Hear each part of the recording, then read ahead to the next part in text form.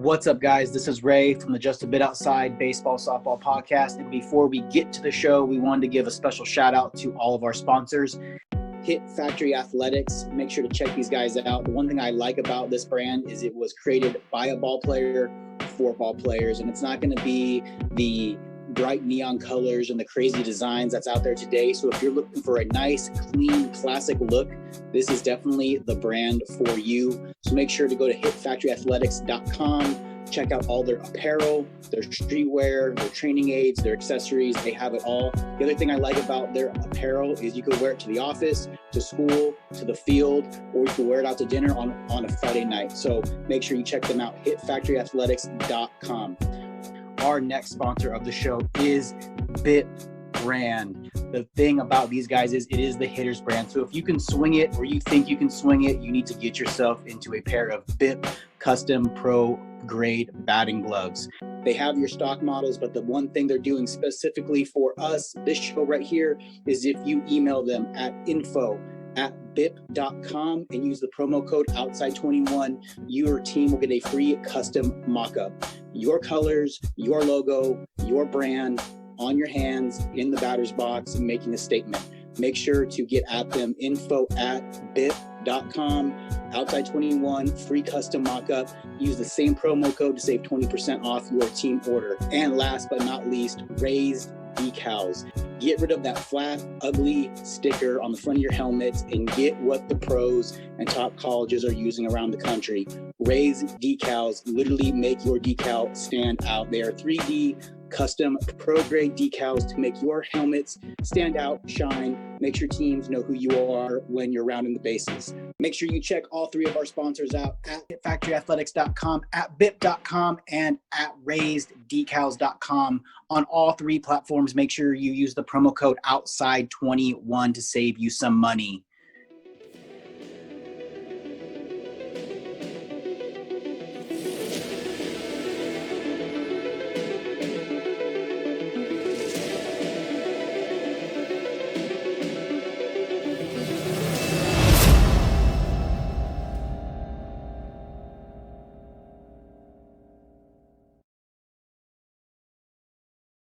All right, guys, tonight we are sitting down with former professional women's baseball player Melissa Coombes for the Silver Bullets.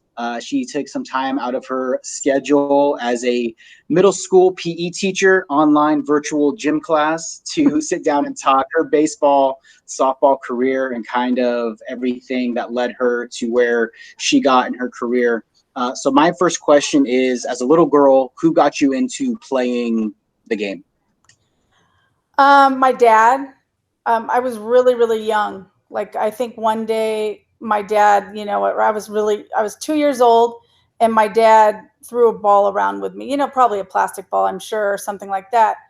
And after that day, just throwing the ball around, it was one of those things. He'd come home from work around 5:00, and every day I'd show up right to him with the ball. I'd bring the ball to him and I'd say, "Dad, that ball." And literally, I think that was my first sentence. And I played catch with him every single day. It started with baseball when I was really, really young, like even before I had a glove. I think the first, it was one of those plastic glove sets when I was a really, really little girl, and they bought me a right-handed glove. And I don't know why my dad never paid attention, but I was catching and throwing with the same hand.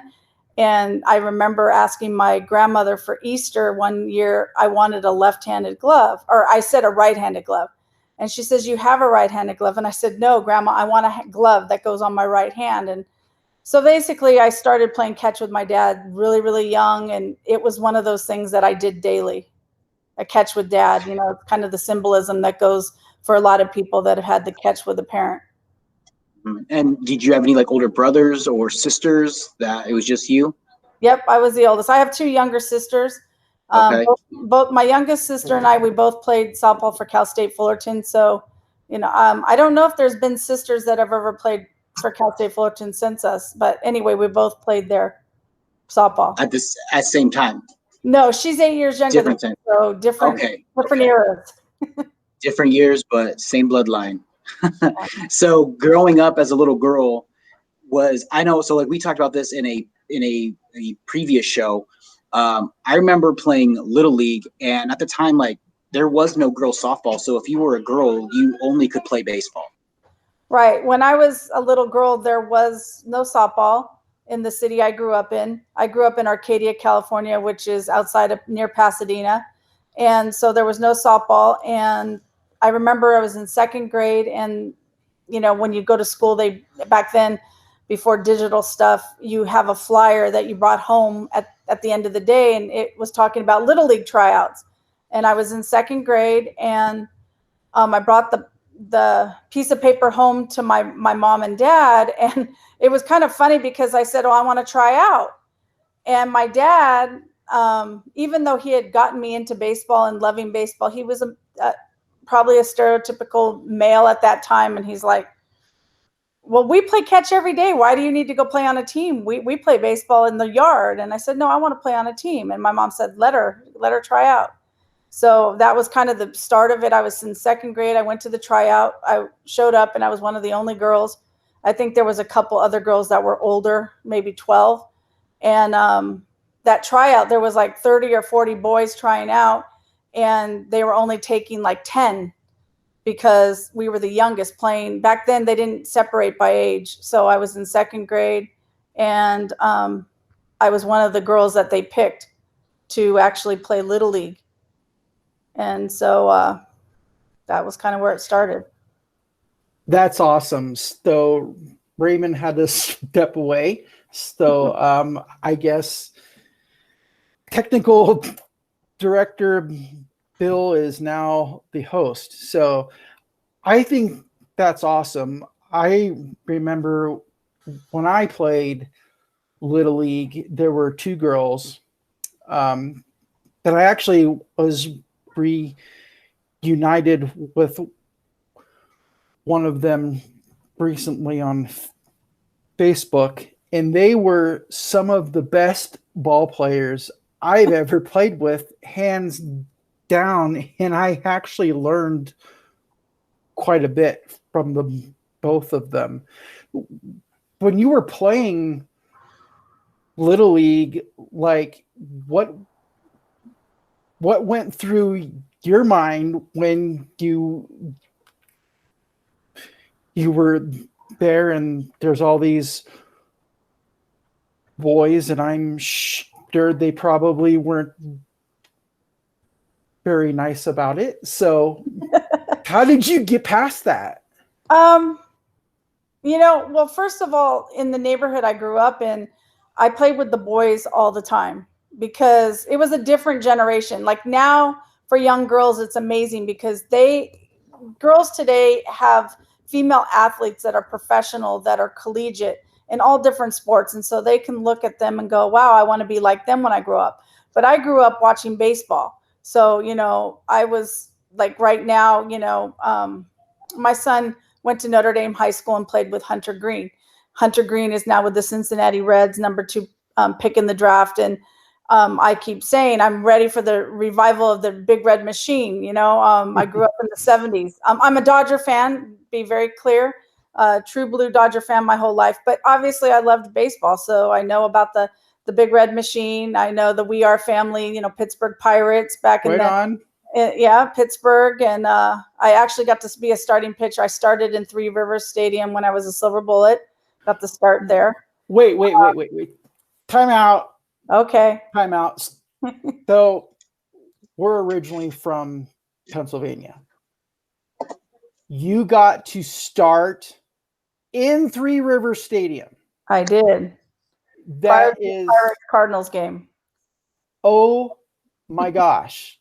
Like you have lived out a fantasy of mine like forever. One, who can say they pitched at Three Rivers Stadium? First of all, it doesn't even exist anymore. Wow. How cool is that? Like, what was that like? Oh, that was a fun start. Obviously, it was AstroTurf, so it was 100 plus. And that day on the field, on the turf, it seemed like it was 120. And that was a great experience. I mean, if you talk about old ballparks that no longer in existence, I was a starting pitcher in the Kingdome. I was the starting. I threw a one hitter in Candlestick.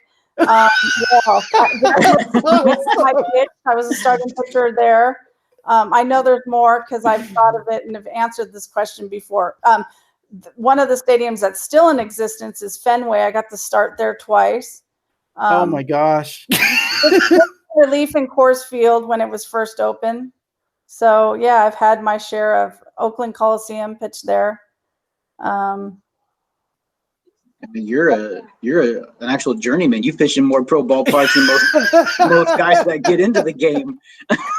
Yeah, it was a fun ride. It was my childhood dream was to play professional baseball someday, and I ended up playing for the Silver Bullet. So, that's one thing I teach as a teacher. That's one of the things, and I was talking about this before we went live.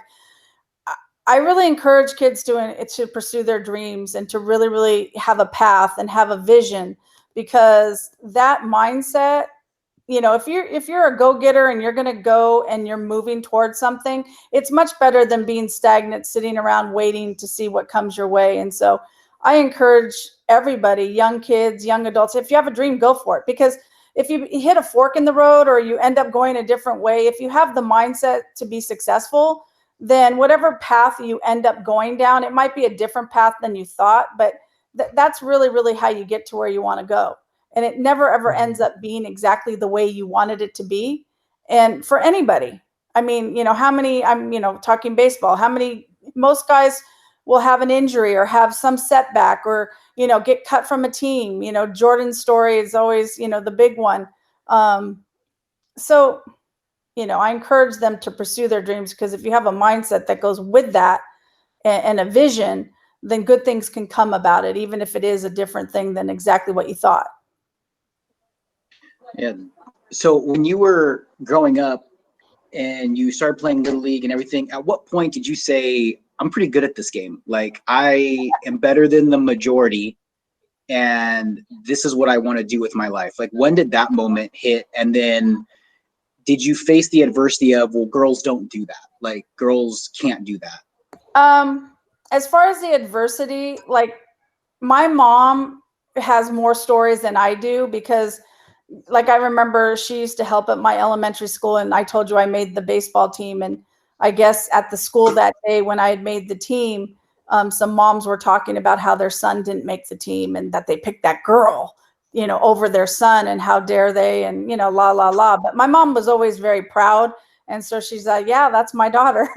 And so that's where I get a lot of my strength from, actually, is from my mom, because at a really, really young age, my mom, the one lesson in life that she taught me from a young age is, dream big, believe in yourself, pursue your dreams, and don't ever let anybody else tell you can't. And so with that encouragement from a very young age, I never looked at it as like I'm different. I just put on my cleats and went out there with my glove and the ball. And the minute I stepped between the white lines, I mean, that was home for me. And other athletes that play other sports and baseball specifically, people can relate to that whole feeling of that you just feel most comfortable in a certain place. And you can't fully explain it, but like, you step between, for me, I stepped between the white lines, and there was never any thought process that went into like, I'm the only girl or, anything different. So I guess I just never really thought of it. So that adversity never really existed, because I never let it bother me, I guess, if that answers the question properly. Yeah. So at what point, so when you were in high school, did you play high school softball?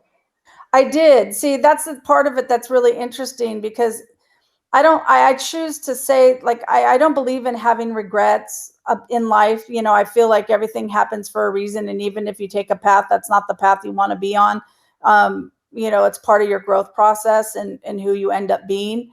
But my dad, when I remember I played Pony League baseball, and I was on the all-star team. And my last start, I think I struck out 8, and we won the game, and we won the city championship or the district championship for all-stars. And then the season ended. And I had all this success. I was still a successful baseball player. I didn't fail at it. I never didn't make a team. I never, had any reason not to play any longer. But then my dad took me to a collegiate softball game at Cal State Fullerton, and he says, I want you to start playing softball because I think you can get, a college scholarship. And if I could do anything different, I would have liked to try out for the high school baseball team, because my dad had great intentions for me and good intentions. He didn't want me to try out because he didn't want me to kind of face maybe the adversity you were talking about, where a coach won't even look at me. It wasn't about whether I was good enough or not to make the team. It was because I was a female, I wasn't going to make the team.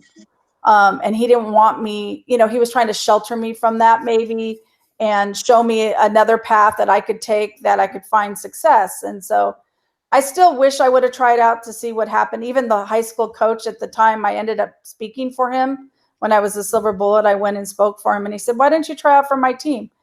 And in my mind, I thought, you probably wouldn't have even given me the time of day, even if I was good enough to make your team. But, I wish I would have tried out, because that failure, if it would have been failure, first of all, I would have grown and learned from it. And I would have picked myself back up and gone and played softball and been on that path. Or who knows, maybe I played high school baseball and, I could have played in high school. I'm not sure, I don't know. And that's the unknown question mark. It's not a regret, but it's just a question mark. So did you play at Cal State Fullerton before Silver Bullets, or did you do like Silver Bullets and then transition back to college? No, what I did was I played softball in high school, and then I went to Cal State Fullerton and played softball there. I had finished my collegiate career, and it was 1 or 2 years after that I was still playing a little bit of travel softball, ASA softball, that with players that ended up going to the Olympics and stuff like that. And Sue Enquist, who at that time was the UCLA head softball coach, had been contacted by Hope Beckham. Well, at that time it was Bob Hope and Whittle Communications, who was the owner of the Silver Bullets originally. And obviously Coors Light had decided to sponsor this endeavor with the Colorado Silver Bullets. And she called a lot of softball players that had baseball backgrounds, because there's a lot of young ladies and a lot of softball players out there that played baseball their whole life and then played college softball or played softball in college, but still were baseball players. So she called me and said that they're having a 5-day tryout in Orlando, Florida. Do you want to go? And I said, yeah, I'd love to go. So. And packed up the car or bought a plane ticket? I think they flew me out because it was an elite tryout. And so I headed out to Orlando, Florida. And I hadn't picked up a baseball really since I was 14 years old.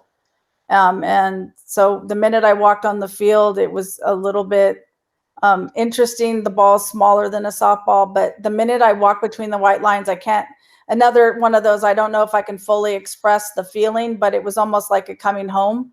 And it really, really kind of hit me hard how much I missed the game. And I hadn't really ever known that I'd missed it so much until I stepped back on the field and I said, yeah, this is it. And how was this team presented to you guys? Was this gonna did they present it to you as, we're picking X amount of women and we're gonna play a one season thing, or how was it really presented, since you didn't really have other women teams to play and they weren't trying to start a league, they were just trying to put together one team?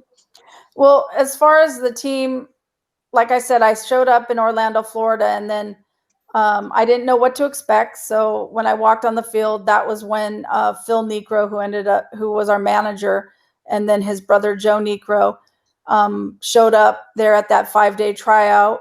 I knew it was legit baseball because, there was that piece of it, like you're saying, is I wanted to know more information, of course, because, I'm a baseball player, and I wanted to know what the mission, what the goal, what their thought process was behind the team.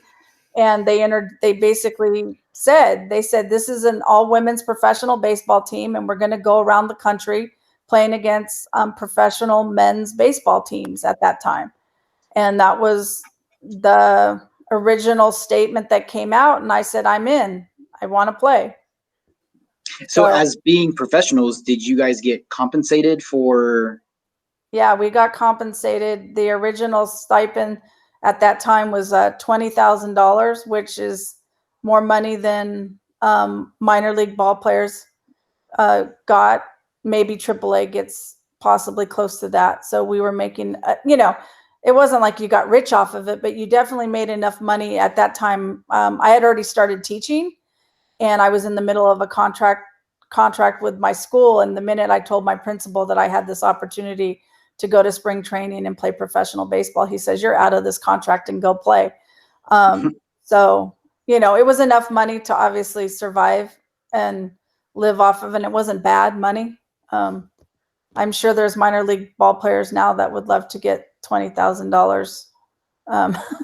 Because sadly, minor league ball players don't make any money. Don't make anything. They don't heck, wage. You could have paid me $1 and I would have showed up for spring training, maybe holding the bucket of baseballs, but hey, at least I would have been in spring training though. Yeah. But I have a question. So when you were playing, was there ever a time where you thought, is this team more of a novelty, or is this real baseball?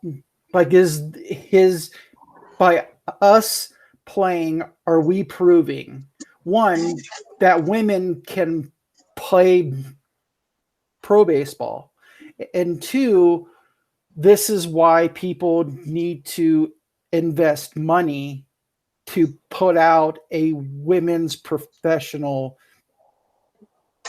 baseball league? To answer your question, for me, what the biggest struggle was, first of all, I went to Cal State Fullerton on a softball scholarship. So, if you know the history of Titan softball, my freshman year, we were ranked number 1 in the country, most of the year, and we ended up falling short at the World Series and finished 3rd. I had been on winning teams all through college for softball. So probably the biggest obstacle and thing that I had to adjust to was when we first started playing, there was a handful of us that had played baseball before. There was a lot of women on my team that had never played baseball. They had played softball, but not baseball.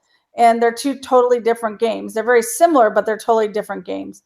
And, there's aspects of the game, even in the male game, not everybody can be a starting shortstop. There's plenty of guys that get drafted as a shortstop out of high school, out of college or whatever, and they get moved from that position because that's a very difficult position to play at the major league level.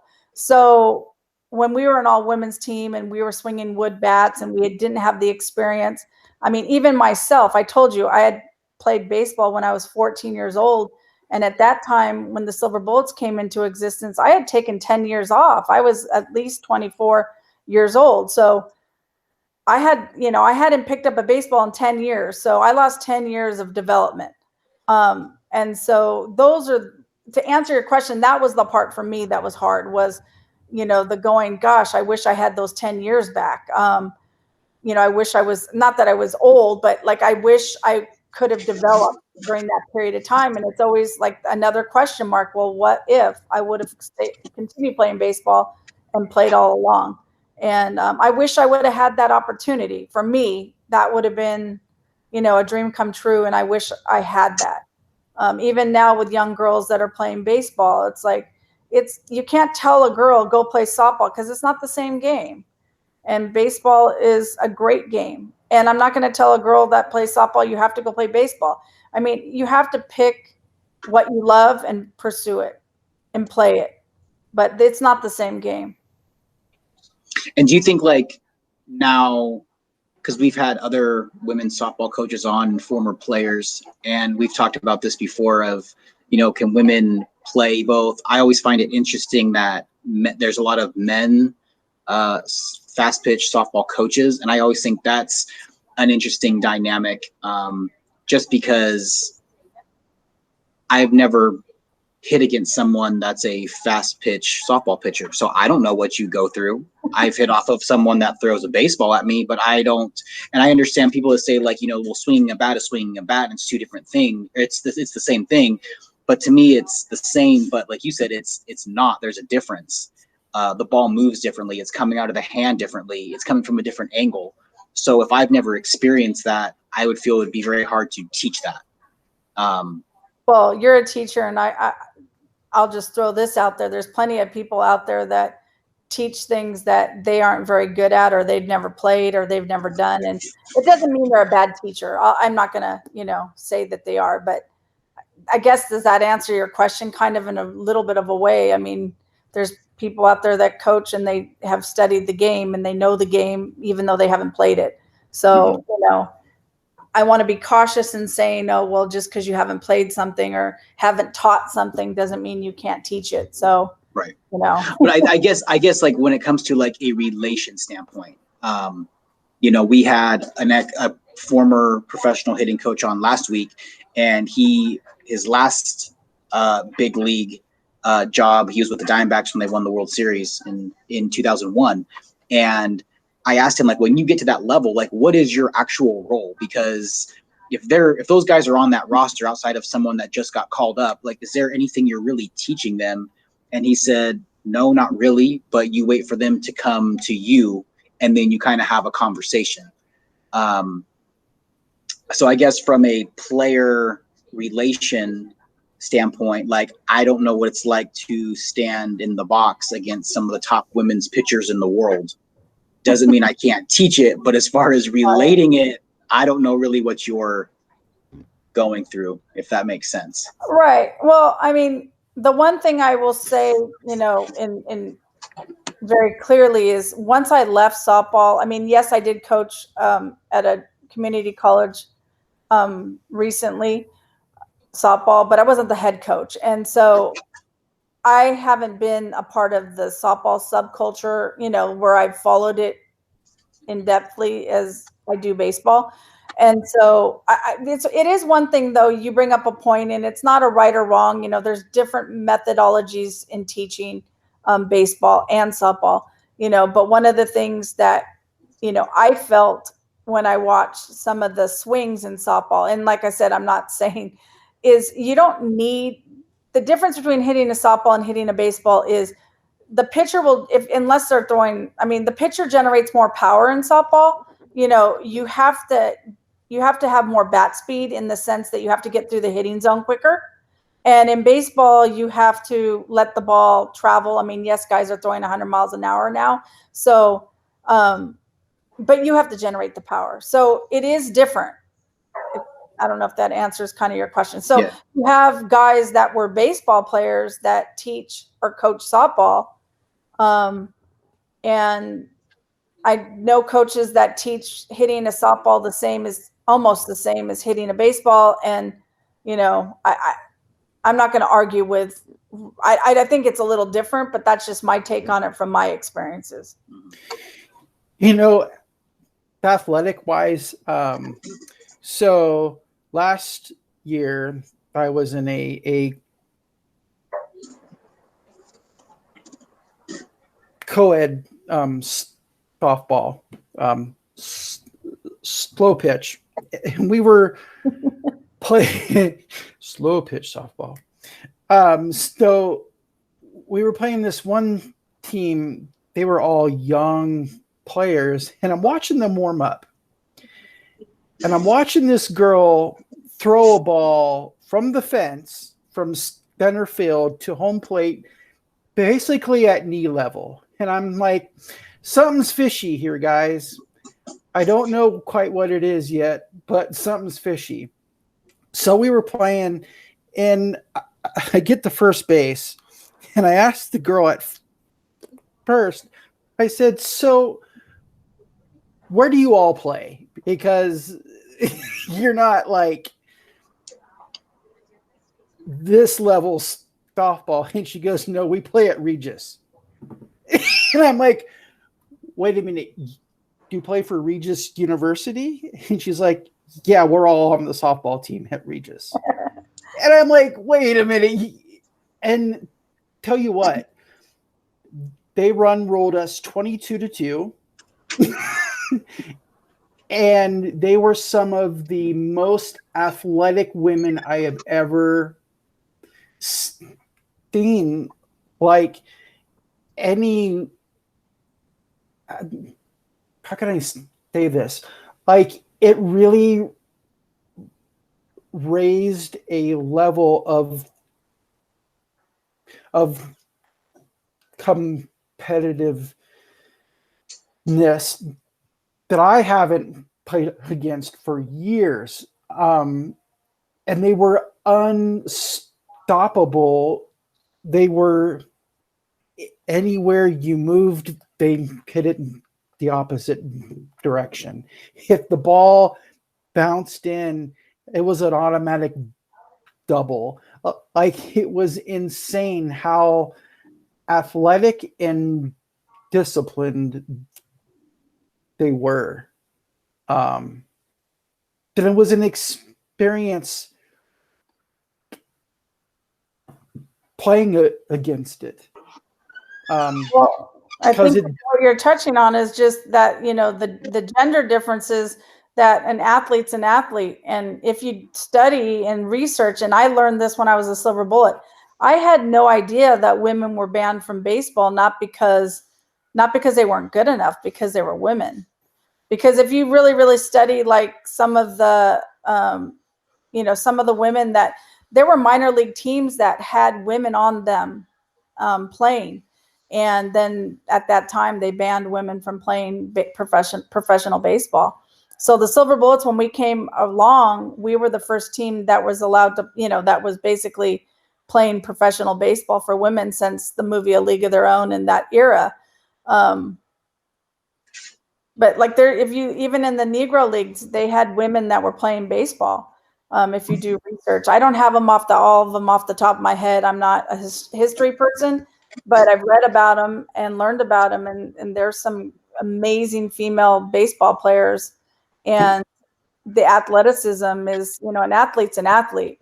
And I think that we've come a long way in 2020, where we are today, compared to maybe where we were in the past, but, there's still a long way to go. And, the game of baseball is like, there's so much to it. Like I have an aptitude and understanding of the game that my oldest son plays baseball in college. And, ever since he was young, I never forget, I took him to the park really young, and we practiced and we threw and we played catch. And, I was his first coach in that sense. And, I would say we'd go to Dodger games and I'd say, watch, and I'd tell him what was going to happen. I'm like, watch, this is going to happen right here. And he's like, well, how do you know that? And I'm like, this is my aptitude. This is my intelligence.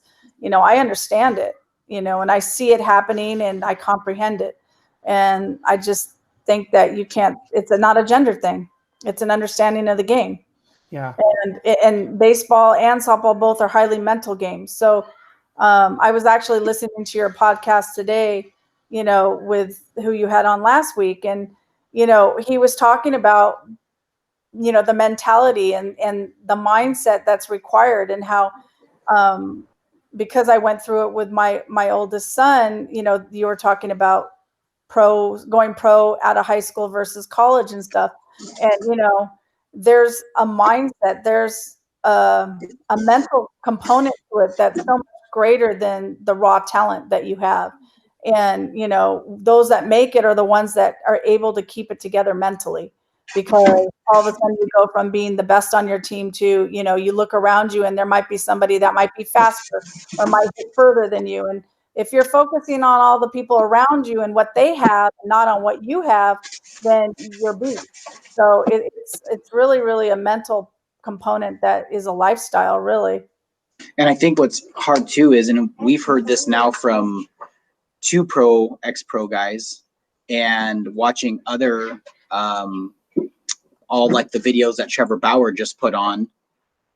One of the things, so I think he's great for baseball. Just the fact that he says what he wants. I feel like he'd be like a great WWE wrestler, of being the bad guy that everyone hates but everyone wants to see. But the one thing that's very interesting, and I said that we've heard it from 3 former pro players, that once you get to that level, like college baseball is the last time you play a game as a team. And now it becomes individualized. And when you're in the minor leagues, it's all about making the producing to get out. And once you get to an actual 25-man roster, it's about putting up the numbers to get my next big payday. And they all said, like, the only time you're going to play team baseball is when your teams actually makes the actual playoffs. Now everyone wants to buy into this team concept. So I think it's weird. As a kid, you're taught for the team, for the team, for the team. And then once you finally make it and you're like, okay, this is going to be great. We're all pros. We're all going to do this together. Then you get there and you're like, it's every man for themselves. And it's a dog-eat-dog world. And there is no plan for you. And you need to figure it out. And you need to grow on your own or you're going to make your way out very quickly. Well, I mean, first of all, it's funny that you bring up Trevor because I just was pulling up a picture. My son used to work with Trevor's dad up at Throw Zone in Santa Clarita area, and Jim Wagner. And so my son knows Trevor from when he was at UCLA and very young. So that's his favorite player. And I know Trevor. I follow Trevor, and I think he's hilarious. I think his vlogs are funny. Yep. No, he's great for the game because, I mean, I don't need to speak for him. Listen to what he has to say, whether you like it, don't like it. You know, he brings up some great points about the game of baseball and the direction of, you know, tapping into the younger generation and what they like. Gaming, we talked about it earlier. You know, kids like gaming. They like things that are different than what I liked as a kid. Well, I think that's the big downfall. I mean, we've talked about this, I think, on every episode of our show is baseball doesn't let the guys who have personalities be their personality. And the ones that do, I think you would draw that younger attention. I mean, what Trevor Bauer is doing right now, he has the vlog, he does the social media stuff, he says what he wants right off the cuff. Like I said, he's like the perfect heel to WWE, where you look forward to seeing him because you don't know what he's going to say. And when he says it, he's going to draw the attention from everyone, you know, and whether you like that or not, I think it's great what he's doing for the game, and he's giving you an inside look of what those guys do on a daily basis, you know? Yeah. Going back to what you were talking about, what he was sharing is, you know, it's an individual game. And, you know, that's one of the other components of college versus, you know, going pro. When you go pro, everybody, you know, that's the part of it that I'm talking about, the mental part. Like I always use the analogy. It's like you show up and you're in the pasture of stallions and everybody is out there to make it to the big leagues. That's their goal. And so they don't want to see you succeed. They might be your friend. I'm not saying you don't make friends, but they have a dream and a goal, and that's what they're going to focus on. And it's very individual. And, you know, and everybody is good. You know, everybody got there because they're, you know, they have projectability. They have, you know, a vision of that they can be somebody. And so, you know, that's where it becomes complicated. And that's where your mindset and the mental component of it becomes big, because you're no longer like this elite, you know, the best, and you can do whatever you want because, you know, it's easy. It's not easy. You know? And I think like when I was watching his latest thing where when they went around the table and talked about the biggest misconceptions about pro ball, and I was talking to my brother about this last night, you know, Trevor Bauer kicks it off and says, my biggest misconception when I got to pro ball was everyone wants to win baseball games, and winning baseball games doesn't matter. It's all about personal stats. Michael Lorenzen sits there and says, you know, I thought we're all athletes and we're getting paid to be professional athletes, so I'm trying to train my body to be the best that can be. And I have guys looking at me like, well, why would you do that? Why are you doing that? And I'm being made fun of. And he's sitting there thinking, what do you like? Why are you making fun of me? This is what we're being paid to do. And he's like, there's guys that play this game that have never worked out a day in their life. They just have raw talent, and they kind of shun you for trying to go above and beyond in, you know, their eyes. And then they had the guy that runs Driveline, and he's like, well, since we're all bashing on pro guys, I'll jump in here and bash on pro guys too. And he's like, it baffles me how many pro guys just don't want to get better, that I'll just keep doing what I'm doing. And when I have a good start, I hope like a couple good starts just get me out of where I'm at. And I guess it's just weird to me that you work all your life to get to that point, and then once you're finally to that point, and we all know the game could be taken away from you tomorrow, that it's just like, okay, I'm content with being here now. And you look at people like Trevor Bauer, who kicked off a different way of training your body and different way of looking at your body and how to use your body and how your body functions. And you are kind of like the black sheep. You're kind of, well, that's not what we do, you know, so you shouldn't be doing that either. Oh, I mean, look at how much the game in a way has evolved, though, because, you know, when Trevor was coming out of UCLA and he was doing the long toss thing and he had the shoulder tube and all that, you know, there was organizations that, you know, and like, I'm not talking about the interview part and all those other pieces of getting drafted that, you know, I wasn't there. I don't know anything about how it was for him, but there was organizations that are like, you do it my way. You know, there's, you know, the whole, you know, I'm a pitcher and my son's a pitcher. And so, you know, long toss versus long toss, weighted balls versus non-weighted balls, you know, and all that. All I know is, you know, and going back to myself, is I played catch every single day of my life. I never, ever took a day off, you know, and babied my arm. And still to this day, I still can play catch with my son. I mean, obviously, I'm 50 plus now and I still can have a game of catch. I mean, I don't have the arm strength I did when I was younger, but I never threw 95 plus anyway, never threw 90 plus. So I think, you know.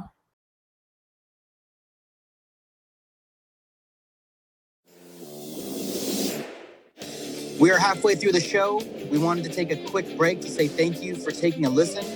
Make sure to follow us on Twitter, Facebook, Instagram, YouTube, and SoundCloud. Search Just a Bit Outside Baseball Softball Podcast.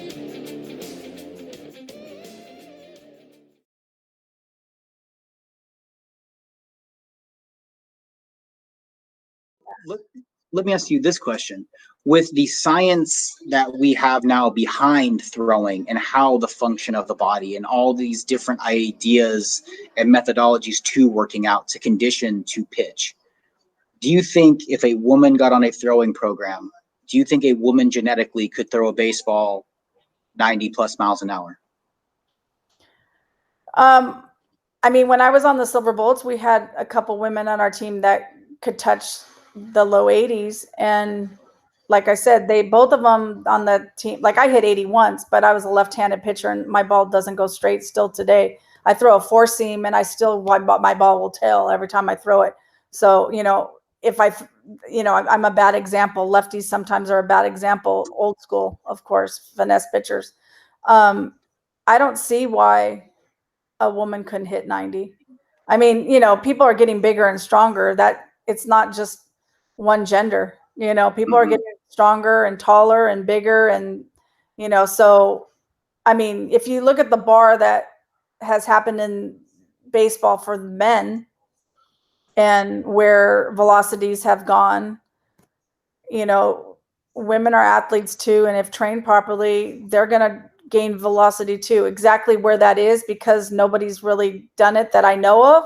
I can't fully answer that question. I'd have to see it happen. You know, I don't know the answer, because I know young girls that are out there training and, you know, striving to hit 80, you know, that are 14 years old out there and they're, you know, trying to hit 70, 80 and that. But, you know, I mean, let's just be honest, like out of all the high school baseball pitchers out there, you know, going back to men, you know, how many high school baseball players hit 90? Yeah, no, not many. You know, I mean, we've talked about that before on the show. You know, I think everyone has to assess their own game. And one thing that stood out from that last Trevor Bauer video I watched, you know, he's comparing himself to Michael Lorenzen, who's saying Michael Lorenzen's an actual athlete. And he kind of laughs at himself and says, like, I'm not really athletic. I just wanted to play baseball at a high level. And I figured out a way to get really good at my position and utilize my body in a way to put me with guys that are natural athletes. Right. You know, he's like, I'm not going to grab a basketball and go dunk it. I mean, there's guys all throughout the major leagues that can grab a basketball and go dunk it right now. Right. You know, and he's like, I'm not one of those guys, but I figured out how to utilize my body to play at the highest level possible. So I think that's a big, no matter what you do in your life, is self-assessing and realizing like, I need to get better. I can grow in this area. You know, like you said, whatever you want to do, you just have to figure it out in your path. Well, I can answer one piece of that question because I watch, you know, all the slow motion video and stuff like that. And, you know, I'm far from a mechanical expert in teaching it, but the one thing when you look at some of the guys that throw high velocity, not all of them are that big, but they have a movement pattern through the throwing, you know, throwing the throwing mechanics, that their motion, that they get a lot of, you know, their kinetic chain of how everything pieces together. But the biggest thing that I see is also a lot of flexibility. And so if you really want to go with it, you know, would a female be able to be that flexible and get that kind of, generate that kind of power and torque and shoulder separation that you need to get the velocity? Why not? But like I said, the problem, I mean, I think the issue is how many young girls are out there training to do that. That's Right. really, you know, you'd have to have a sample size of a bunch of young girls out there. So here's, you know, for those girls watching right now, get at it, you know. And I think like women's baseball's making some sort of push, because last year all over social media you had a lot of women's national teams, and these girls were 16, 14, and it was women's baseball, and it was countries playing other countries. So I mean, I think I don't want to say like there's a market out there, but I think there is a handful of girls that want to play baseball. And no disrespect to softball, because softball is a great sport, but I think kind of like you, like they want to play baseball. They don't want to make that transition yet. Right. I think, you know. So going back to you, when you started playing games, who were the teams that you guys played? Like, they were pro teams, or were they like independent league teams? Were they actual minor league teams to other organizations, or who exactly were the teams you were playing? Well, originally we were going to be in the Northern League. It's an independent league. It's the St. Paul Saints. It was the Winnipeg team. Then there was Duluth, Minnesota, Sioux Falls. And anyway, it was the Northern League. And so our very first game was on Mother's Day, and we played against the Northern League All-Star team. And at that time, the starting pitcher for that team was Oil Can Boyd. So major leaguers that, you know, obviously were still playing the game and in independent ball. In the Northern League, like Darryl Strawberry played in that league for St. Paul. We played against, you know, Pedro Guerrero was in that league. And so basically my first time pitching in that game, Leon Durham hit a home run off me. Might have even hit a couple home runs in that game. So, you know, you're talking former Cubs slugger. And, you know, like I said, our team, nobody on our team had been playing baseball at the time that we started playing. You know, even if we had baseball experience, we hadn't played for a while. We had played college softball. So we weren't quite, I mean, it's very difficult to take a period of time off from a game and then come back to it and be at your best. You know, it takes time, it takes practice and stuff. So after that experience, we knew that we weren't going to be playing against the minor league teams, because that was kind of the goal. And then we started playing against semi-pro teams. But whenever we traveled around the country, we faced a lot of former major league players, because even myself, after I finished playing with the Silver Bullets, I played on a men's semi-pro team here in the San Fernando Valley, where I am now. And I pitched every Sunday, starting pitcher on this team called the Tomateros. And we ended up winning the league. And like, I was a starting pitcher pitching a complete game every Sunday, you know, for my team. And it was a lot of fun. So my point is, former professional baseball players go play in minor, you know, semi-pro teams all the time. So whenever we get to a town, there definitely would be some former players playing. So the competition was pretty good. It wasn't professional, but it was pretty good. When you were playing, obviously the team is from Colorado. Where here was your home stadium? That's a really good question. When the first 3 years the Silver Bullets was in existence, we traveled all over the country. We barnstormed around the country. We played in major league and minor league ballparks all over the country. So we didn't have a home stadium. So that was another added component that was a challenge and difficult, was we were on the road like for 5 months of the year, 4.5, 5 months of the year, never had a home field. We would get off a plane sometimes and have to go practice in various different places. It was very challenging because we didn't have a consistent facility or anything like that.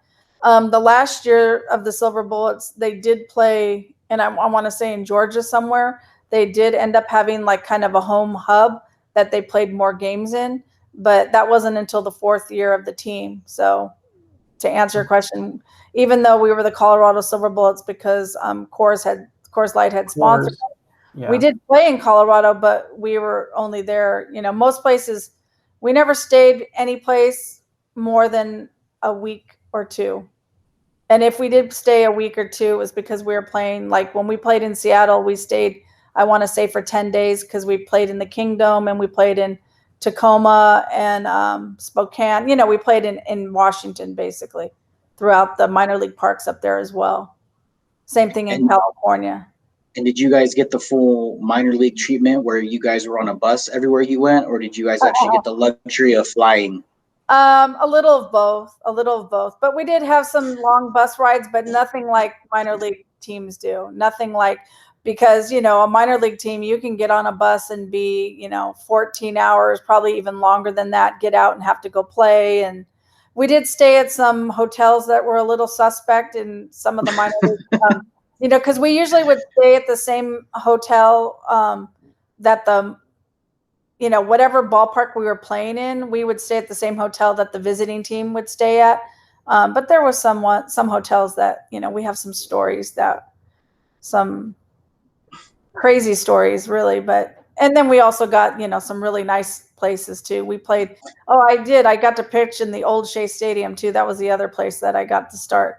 So I've started in a few. I pitched against the '69 Mets when I did.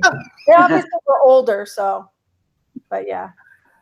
Oh my God. Do you feel like, I don't know, like, obviously, like, we don't know you. This is our first time meeting, but do you feel like, I don't want to say you hold yourself at a certain level, but I guess kind of going off of Bill's question earlier, do you feel like because of what that team did and what you ladies were able to do you feel like you put an imprint on the game of baseball in some way?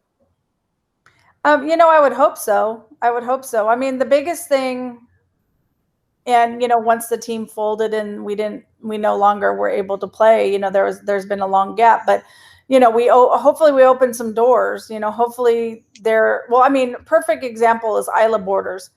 She tried out for the Silver Bullets and then chose not to play, and then she went in and played in the Northern League. She actually did play in that league.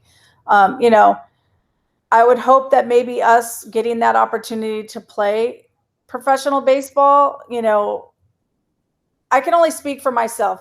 Even at my age, there were doors that were open for girls younger than me just because they were younger. And it's like anything else in history. It's like, look at Jackie Robinson and his groundbreaking and him playing. Everyone always talks about how, he was the perfect player for what he did.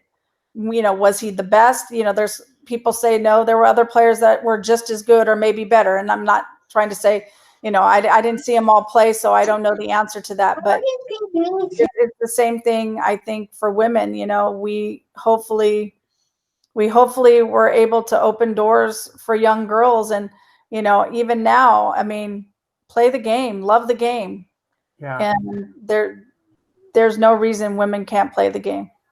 Well, I'm kind of a baseball traditionalist, and in my mind, I don't think baseball was ever meant to be pro.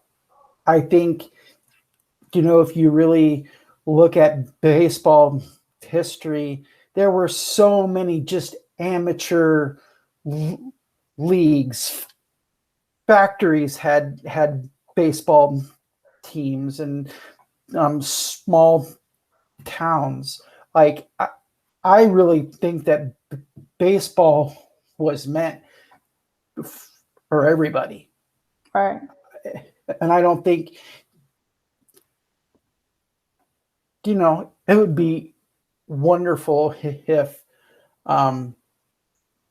everybody could have the opportunity to play at that highest level. But at the same time, like when I played independent ball here in Denver, like we were a ragtag bunch of players who we all knew we're not going anywhere. Let's just play baseball, right? Yeah. Then I think sometimes, I would rather play there because that the others people are there because they love baseball. Right. But I think that's why I have so much. I'm in awe of you. Like you're, like Raymond said earlier, you've pitched in more big league ballparks than I think any other pro guy has. Like it's amazing that you were able to not only do that, but like you got to play the game that you loved. Exactly. And I think that's great. I wouldn't, like I said earlier, like if they said, Bill, we'll pay you $1 to hold this guy's bat during spring training, I would do it just because it's my love. Like I just want to be there and be a part of that. So I'm just like, I'm in awe of you because like thank you. I guess thank you. I don't know if that's the right, but you pitched in Three River Stadium. Like you pitched in Three Rivers. I feel like your son is chasing mom, and it's not like I'm chasing dad. I'm trying to chase what my mom's like kind of done. Where does your son play ball at? He's at UC San Diego. He was a freshman. He's going to be a freshman again, and he's his own. He's separate from me. But I mean, yes, I'm a female, and that's a piece of it. But like, I can relate to. You hear about this all the time with, how many like big time athletes their son end up playing other sports because he's his own entity. He hit 90 a lot. He hit 90 very young, and he's a pitcher and he does his own thing. I pitch differently. I'm left-handed, and he's on his way on his own. I just am his biggest fan, and that's really where I'm at with that. I like to hear the stories of how's it going and what are you working on, and I still am a student of the game and I still love the game, but I love him, and I just enjoy watching him play when he gets to play. So, but I like to, we're separate, But you always have that over him that you pitched in big league ballpark. Just know every time he calls you, be like, Mom, this is what happened. And now you'd be like, yeah, well, let me tell you. I pitched in Fenway Park, so I don't know what your issue is. Like, that's so awesome. So, like, when I know we talked about this before the show started, when you would play these games, did you feel the teams you played had more pressure on them? Because I mean, you said it before we started that no men's team wants to lose to an all women's baseball team. So, do you think the pressure was more on the teams you were playing to not lose, rather than it was you guys going out and proving that you could play? Well, I know that teams, it was funny because I never forget, we'd show up at a park in you know, it was amazing how many guys came out of the woodworks in different cities we went to play in that weren't on the original roster. You know, I think Phil Negro had recently done a story about how, you know, he picked up the roster and he had asked the coach, because that was what happened all the time. You would show up at the field and you'd look out on the field who we were going to play, and you're like, who's that guy? Oh, well, we just picked him up. You know, has he always been on your team? And like, you know, oh yeah, he's always been on our team. Well, how long has he been playing? Oh, this is his first game. You know, it's like, so yeah, of course. I mean, you'd have to talk to some of the guys. One of the guys we played against is Heads Up Baseball. I'll give props to Tom Hansen, the author of Heads Up Baseball. Him and Ken Revisa, and you know, I played against him back in the day. But it's funny that these teams brought in like ringers to be like, we can't lose, so we gotta like stack our team a little bit. Knowing how people didn't want to lose, people don't want to strike out, people don't want to give up a home run. I mean, I'd be like, wait a minute, that's Jose Canseco. No, it's not. Yes, it is. That's the chemist. No, it's not. He's always been on our team. We're on to Jose. He's everywhere these days. When we played, that's Jose Canseco at that time was playing for the Red Sox. So that was one of the things too about playing with the Silver Bullets is we had games that were televised at that time. And so major league players knew who we were. And like my first time playing in Candlestick, that was when Dusty Baker was the manager up there, and I wore number 12. And so when I was introduced to him in the dugout and was sitting there, standing there, I was like, hi, Mr. Baker. Cause I grew up in LA, you know, a Dodger fan, watching him play. And he goes, hey, Lefty, how are you? And I said, you know, I wear number 12. And he goes, well, it's an honor to wear the same number as you. And I looked at him and I said, no, Mr. Baker, you know, it's an honor to wear your number. When I pitched in the Kingdom, we were playing before the Yankees and the Seattle Mariners game. And I mean, it's AstroTurf, so I had a tough first inning because I got a bunch of ground balls that I thought might be outs, but obviously the fast turf, it wasn't my best first inning. They got a couple runs, and I came off the field and standing in the dugout, and all of a sudden somebody comes up from behind and puts his arms around me and gives me kind of this like bear hug. And I look, and it's Reggie Jackson. He goes, cool off, Lefty. You're fine. Just get out there and get at it again next inning. And I was like, well, hi, Mr. Jackson. So, you know, it was cool. I told you we played in Candlestick. That was when Barry Bonds played there. And we played before a Cubs game when I threw my one hitter. Sammy Sosa was out in the bullpen at that time, timing my pitches like hitters do, and, you know, out there. So I got to meet some great baseball players and have some great baseball memories with minor league and major league ball players. Have they done anything for you guys like in the actual Hall of Fame in Cooperstown? Is there anything that's like dedicated to you guys? You know, that's a big thing. When we played at Doubleday Park in Cooperstown, at that time we were inducted into the Hall of Fame, you know, in the women in baseball section at that time. And at that time it was a league of their own, and then pretty much us. And now they have the section called Diamonds Are Forever. And so there's some of the Silver Bullet pictures, and you mentioned you've been at the Hall of Fame. So it's really about memorabilia and stuff like that. So, you know, there's a jersey, there's other things, but they have a lot probably downstairs in the library on the Silver Bullets. And people don't realize that when you go to the Hall of Fame, you know, they rotate exhibits and change them and stuff like that. But the real place that, you know, us baseball fanatics really want to go is downstairs into where they have all the stuff, you know, the stuff that's not displayed. Because and you have to wear the gloves. You get white gloves. Do you? I don't know. I haven't gone there. No, so I've been to the Hall of Fame twice. That's my end game. My end goal is to move to Cooperstown, New York, and be left alone. There's a pizza shop right across the street from Doubleday Field, and I could have pizza every day and be in a nice baseball town in the woods, completely the opposite of Arizona, where it's not 119 degrees. Yep. But no, you go down there, and my brother wore number 21, and I ended up wearing 21 because of my brother. But one player why we wear that is because of Pittsburgh Pirate great Roberto Clemente. You know, we went down there and we asked to pull files, and they'll pull files of whoever you want, and they'll bring out stacks of photos, and you get white, nice gloves so you don't damage the documents. And you can look at it, and they'll make copies for you of certain things they can make copies of that aren't fragile enough to where they would break.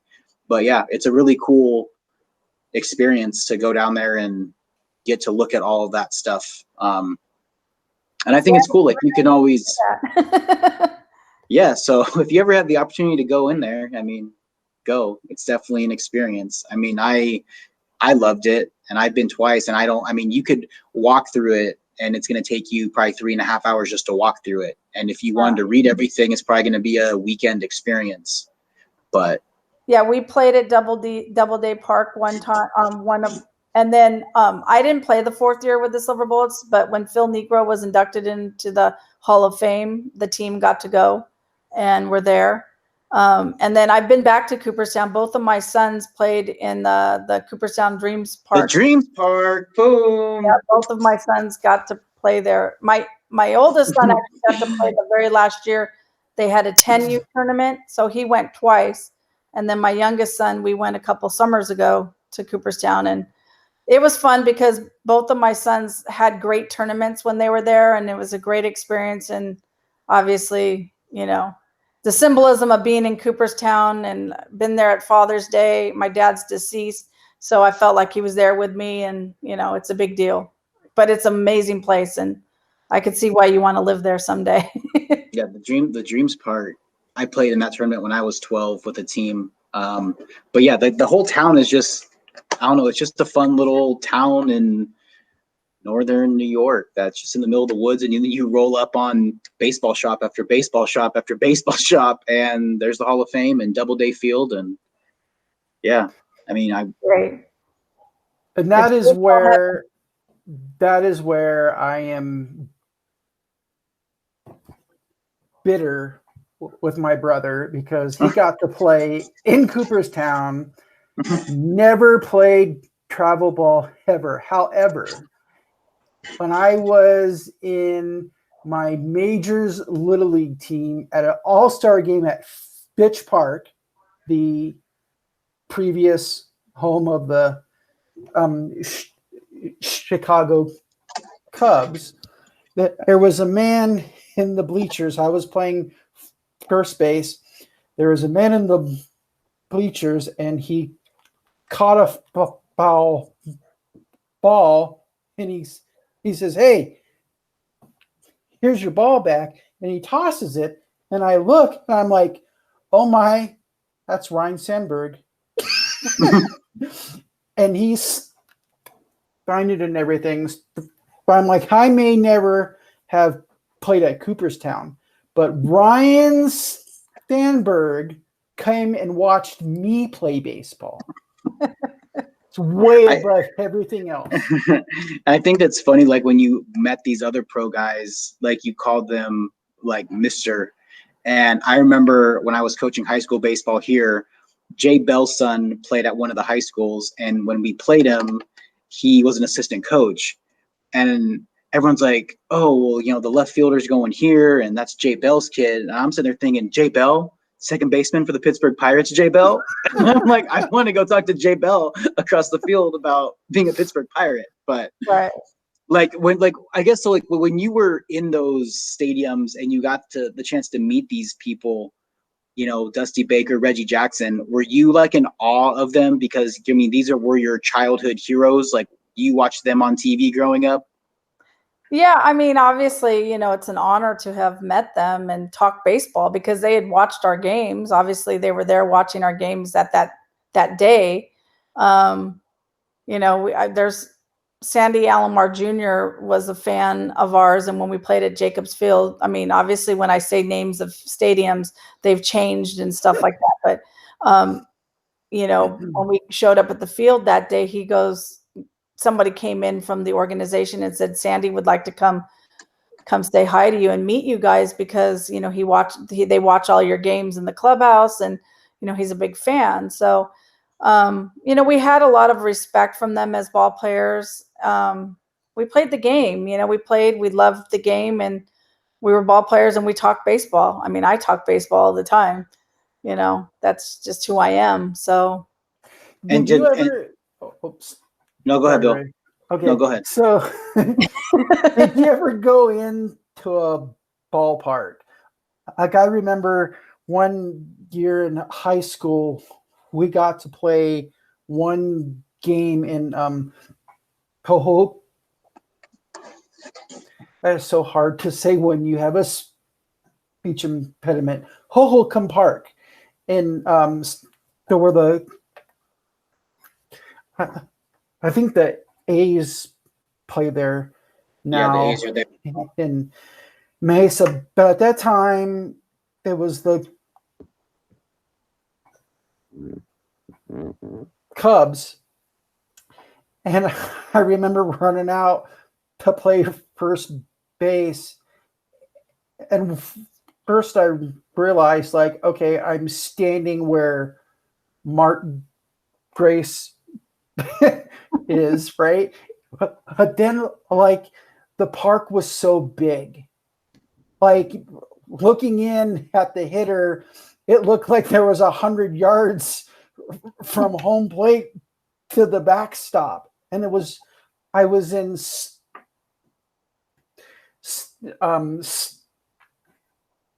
such awe of where I was. Yeah. I didn't bother to notice there was a ball hit at me and it got past me, because I was just like, whoa, like, this is where the Cubs play. Like, did that ever happen? Like, where you're like, well, oh my God, I'm in Fenway Park. Like, well, in Fenway, I was a starting pitcher. So, I was a starting pitcher. So on days I knew that I wasn't going to pitch, because obviously just the rotation of being a starting pitcher, there was a little bit of, oh, okay, because I don't have my cleats on. I'm not going to get in the game, and I can take it in a lot more, or in a different way, I guess, is to answer your question. So I don't want to say that there was never any experiences that I was like, oh, this is cool. But I was an athlete, and, for me, when I showed up to play, I pitched to win. I pitched to do well. I was competitive, so I didn't, I don't know. I guess to answer your question, like, when I started in Fenway and when I started in Candlestick, I was there as a starting pitcher, and my mindset was completely 100% preparing to, for my start and what I needed to do to be the best I could be that day. And I had my routine and what I did before a game and all that. But, so, when I threw in Candlestick, what was fun about that is I had to go out into center field, because as a starting pitcher, like, you don't have to shag in the outfield for batting practice, and you kind of get to be pampered as a starting pitcher on that day. And so I had to go do a radio interview or a TV interview in center field. And so when I came back in, Barry was getting into the ballpark, Barry Bonds. And see, we played in Candlestick for 3 years in a row. So he knew who we were and I knew who he was. And I said, hey, Barry, how's it going? And he walked in with me and we talked coming into the ballpark together. You mentioned Mark Grace. The thing that was funny about the day I threw a one-hitter is I'm in the middle of my game pitching, and all of a sudden Mark Grace comes up to me with some baseballs for me to sign. And I didn't get an autograph from him because, to answer your question, I was pitching. I was in the middle of doing my job and doing what I love to do. So it wasn't like, I signed it and I got back into the game, and, my mindset was there, not on did I get an autograph from Mark Grace, because he asked me for mine. Like, did the women that you played with, do you still talk to majority of them to this day? It's really interesting. Before COVID-19 and everything that we've been going through in our country right now and around the world, but specifically our country, we wanted to get together in Atlanta. Phil Necro still lives there, and we wanted to all have a reunion in Atlanta. And then obviously we can't travel, and it's been postponed. But we now have a group meet ever since that you were talking about the ESPN special that recently aired.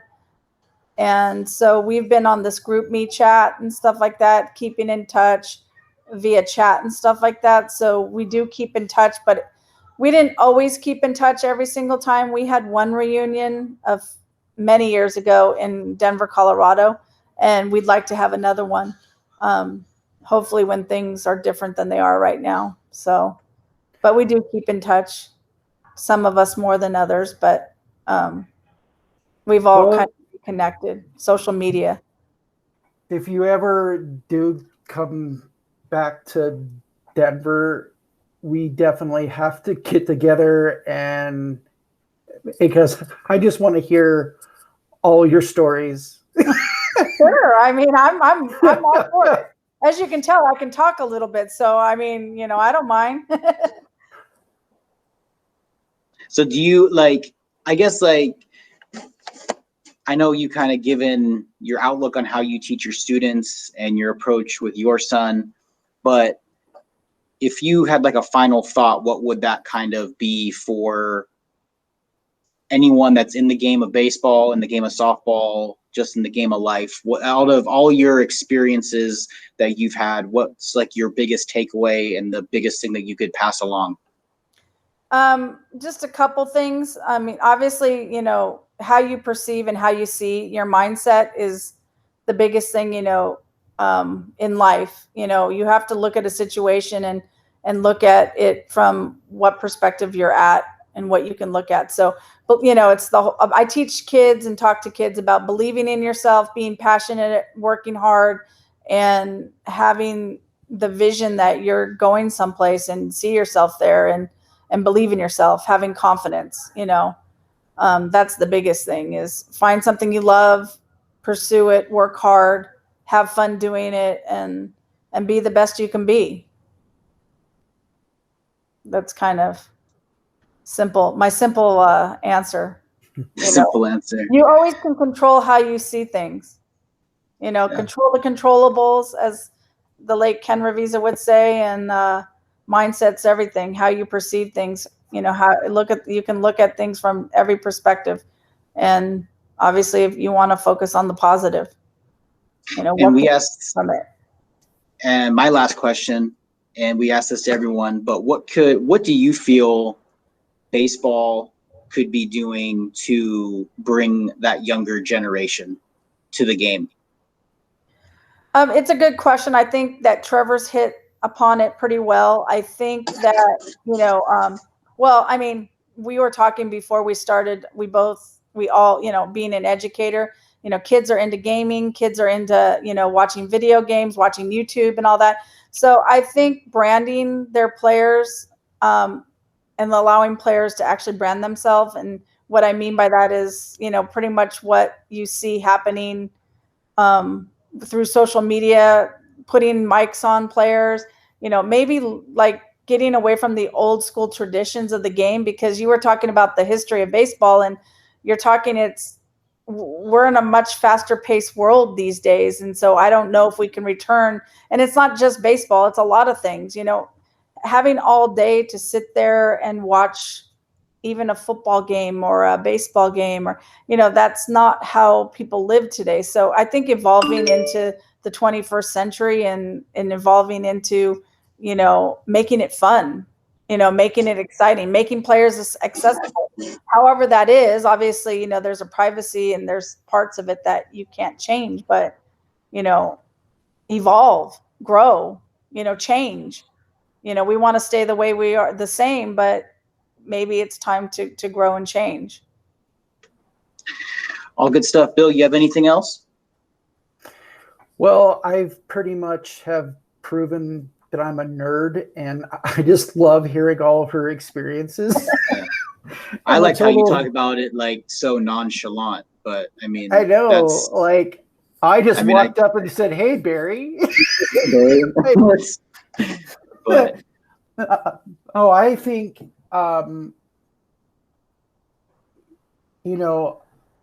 just find it amazing. Even starting young and really going up from playing Little League to softball, then to the highest collegiate softball, and then you go and play pro baseball. Like, it's amazing. And I really hope that if there are any young ladies watching this, that you can do whatever you want and nobody has to tell you otherwise.